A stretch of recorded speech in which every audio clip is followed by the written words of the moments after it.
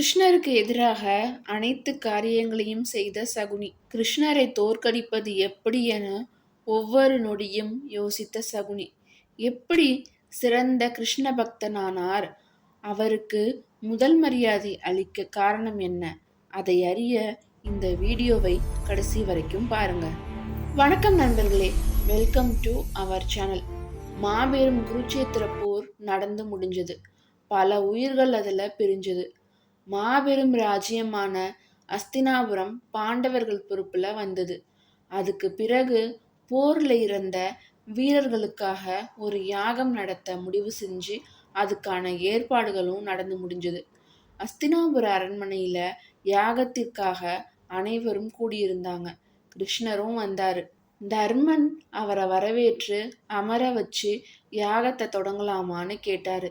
கிருஷ்ணர் உடனே வீரர்கள் சொர்க்கத்தை அடைய அவர்களுக்கு உரிய பாகத்தை வைத்தாயிற்றான்னு கேட்டாரு. அர்ஜுனன் முன்வந்து, வைத்தாயிற்று கண்ணா. முதலில் பிதாமகர் பீஷ்மருக்கு, அடுத்து குரு துரோணருக்கு என வரிசையாக வைத்தாயிற்று. உன் வருகைக்காக தான் காத்திருந்தோம், தொடங்கலாமா அப்படின்னு கேட்டான். பொறுப்பார்த்தா, முதல் வேண்டுதல் யார் பெயரில் என்றார். வேறு யார் பெயர்ல செய்யறது? குலத்தின் தோன்றலுக்கு காரணமான பிதாமகர் பீஷ்மர் பெயர்ல தான் அப்படின்னு தர்மர் சொன்னாரு. போர்ல வீர மரணம் அடைஞ்ச வீரர்களுக்காக நடத்தும் யாகத்துல முதல் பாகம் சகுனிக்கு அல்லவா கொடுக்க வேண்டும்னு கண்ணன் கூறினான். இதை கேட்ட பாண்டவர்கள் பெரும் அதிர்ச்சி அடைந்தனர். பீமன் கோபத்துல முகம் சிவந்தான். அர்ஜுனனோட கை தானா உடைவால உருவுச்சு. உனக்கு என்னாச்சு கண்ணா? முதல் பாகம் என்பது நாம் அளிக்கும் மிகப்பெரிய மரியாதை. அதை போய் பாவியான சகுனிக்கா தர சொல்கிறாய் என்று கோபமாக பீமன் கேட்டான். பீஷ்மரை விடவா சகுனி சிறந்தவன்? அவனுக்கா வீர மரணத்திற்காக அளிக்கும் முதல் மரியாதை? இது அர்ஜுனனின் கேள்வி. ஆம், சகுனி ஒருவனே அதற்கு தகுதியானவன்.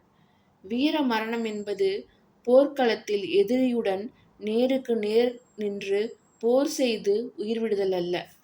தான் கொண்ட கொள்கைக்காக எந்த தியாகங்களையும் செய்து எந்த தடை வந்தாலும் அதை உடைத்து தன் லட்சியம் நிறைவேறிய பின் மரணிப்பதே வீரமரணம். அப்படி பார்த்தா பீஷ்மரை விட சகுனியே சிறந்தவன் அப்படின்னு கிருஷ்ணர் சொன்னாரு. பிதாமகரோட லட்சியம் நிறைவேறாமல் போயிருக்கலாம். ஆனா பாண்டவர்களான நாங்க 5 பேரும் உயிரோட தானே இருக்கோம். அப்போ சகுனியோட லட்சியமும் தானே நிறைவேறல அப்படின்னு தர்மர் கேட்டதற்கு கிருஷ்ணர் சிரித்து கொண்டே, போர்ல உடன் பிறந்தவர்கள், உற்றார், உறவினர்கள், பெற்ற பிள்ளைகள், கல்வி கற்பித்த குரு என அனைவரையும் இழந்து எல்லாம் இருந்தும் எதுவும் இல்லாத நடைப்பிணங்களாய் வாழும் நீங்கள் உயிருடன் இருந்தும் எந்த பயனும் இல்லை. என் துணை ஒன்றே உங்களை உயிர் பிழைக்க வைத்தது.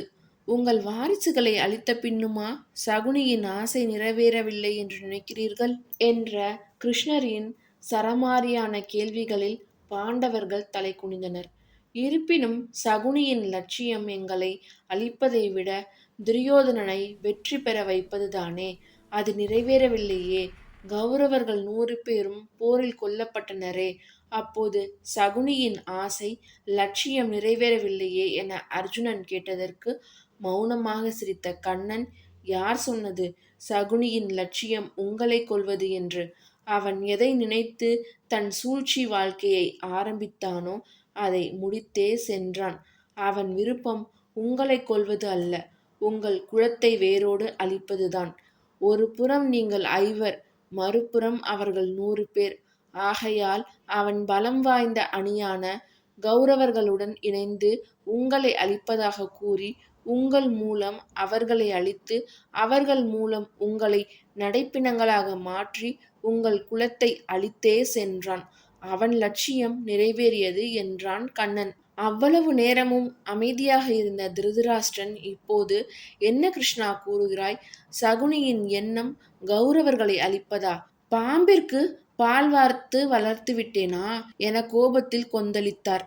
அவன் பாம்பல்ல, அடிப்பட்ட புலி. சரியான நேரத்திற்காக காத்திருந்தான்.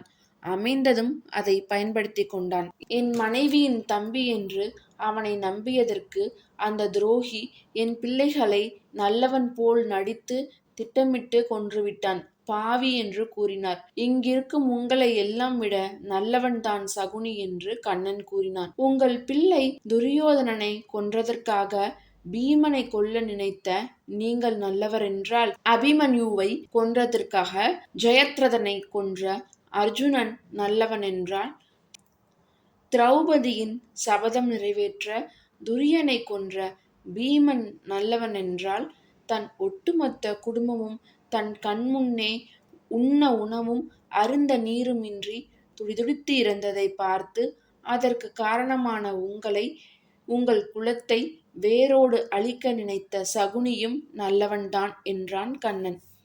சகுனியின் குடும்பம் அழிந்ததற்கு எங்கள் குலம்தான் காரணமா? என்ன சொல்கிறாய் கண்ணா? என் மனைவியின் தம்பி என்று நான் தானே அவனை வளர்த்தது. அப்படி இருக்கும்போது யார் இந்த கொடூரத்தை செய்தது என்று கதறினார் திருதராஷ்டிரன். அது எனக்கும் பீஷ்மருக்கும் மட்டுமே தெரிந்த ரகசியம். அதை விடுங்கள். இப்போது முதல் பாகத்தை சகுனிக்கு தர முடியுமா முடியாதா? அதை சொல்லுங்கள். யாருக்கும் எந்த தீங்கும் இழைக்காத, எந்த தவறும் செய்யாத பீஷ்மரை விடுத்து பல தவறுகள் செய்த சகுனிக்கு முதல் மரியாதை அளிப்பதை என் மனம் ஏற்கவில்லையே கிருஷ்ணா என தர்மர் கேட்க, நல்லவனாக, வீரனாக, ஒழுக்கமானவனாக இருந்த சகுனியை இந்த நிலைக்கு ஆளாக்கியதே பீஷ்மர்தான் என்பதை அறிவாயா? உங்கள் குலத்தின் பெருமையை காப்பதற்காக சகுனியின் மொத்த குடும்பத்தையும் அடியோடு அழித்து மறைத்தவர் பீஷ்மர்தான். அதில் தப்பி பிழைத்தவன்தான் சகுனி. தன் நல்ல குணங்களையும் வாழ்க்கை முறையையும் மாற்றிக்கொண்டு தன் லட்சியம் நிறைவேற போராடினான். இதில் என்ன தவறு இருக்கிறது? போரில் வெல்ல நாம் செய்த அதர்மங்கள் எல்லாம் தர்மங்கள் ஆகும்போது அவன் லட்சியம் நிறைவேற அவன் செய்த செயல்களும் தர்மம்தான் என்றார் கிருஷ்ணர் உறுதியாக. இதை கேட்டுக்கொண்டிருந்த சகாதேவன், தாங்கள் இவ்வளவு கூறிய பின்னும் நீங்கள் சொல்லி நாங்கள் மறுத்ததாக இருக்க வேண்டாம். முதல் பாகம் சகுனிக்கே அளிக்கின்றோம். யாகத்தை தொடங்கலாம் என கூறினான். சகாதேவன் கூறிய பின்பு வேறு வழியில்லாமல் அனைவரும் அதற்கு ஒத்துக்கொண்டனர். முதல் மரியாதை சகுனிக்கே அளிக்கப்பட்டது. யாகம் முடிந்தது. கிருஷ்ணர் செல்கையில் அவர் பின்னே சென்ற சகாதேவன், கிருஷ்ணா, இத்தனை பேர் நிறைந்த சபையில் பல தீங்குகள் செய்த சகுனிக்கு தாங்களே இவ்வளவு பரிந்து பேசுகிறீர்கள் என்றால் அதற்கு ஒரு காரணம் இருக்கும். சகுனியை கொன்றவன் நான் என்பதால் அதை நான் அறிந்து கொள்ளலாமா என கேட்டான். சகாதேவா, காலத்தின் மறு உருவம் நீ. அதனால்தான் முக்காலத்தையும் அறியும் சக்தி உனக்கு கிடைத்தது. சகுனியை கொன்றது நீ அல்ல. அவன் லட்சியம் முடிந்தவுடன் உன் மூலமாக காலம் அவனை அழைத்து கொண்டது. அதனால் நீ கவலைப்படாதே. அது மட்டுமில்லாமல் இந்த பிரபஞ்சத்திலேயே அவன் வாழ்நாள் முழுவதும் ஒவ்வொரு நிமிடமும் என்னை நினைத்து கொண்டிருந்தது சகுனி மட்டும்தான். அடுத்து நான் என்ன செய்வேன், என் ஒவ்வொரு அசைவிற்குமான அர்த்தம் என்ன அப்படின்னு என்னை பற்றியே சிந்தித்து கொண்டிருந்தவன் சகுனி. அது பக்தியாக இல்லாத போதும் அவன் என்னையே நினைத்ததால் அவனும் என் பக்தனே. அவன் உயிருடன் இருக்கும்போது அவனுக்காக எதுவும் செய்ய முடியவில்லை. சகுனி என் பக்தனாக இருக்க விரும்பவில்லை என்றாலும் நான் அவனை என் பக்தனாக ஏற்று யாகத்தின் முதல் பாகத்தை அவனுக்கு அளித்து அவன் மரியாதையை அடைய செய்தேன். என்னை விரும்பி நினைப்பதோ விரும்பாமல் நினைப்பதோ முக்கியமல்ல. என்னை நினைத்தாலே போதும், அவனுக்கு நான் துணை நிற்பேன் என்றார் கிருஷ்ணர். அவரை வியந்து வணங்கி வழி அனுப்பி வைத்தான் சகாதேவன். இப்போது புரிகிறதா சகுனி எப்படி சிறந்த கிருஷ்ண பக்தரானார்னு? இந்த கதை உங்களுக்கு பிடிச்சிருந்தா நம்ம சேனலை எஸ்எஸ்எல்சி பண்ணுங்க. அதாங்க subscribe, share, like and comment பண்ணுங்க. நன்றி.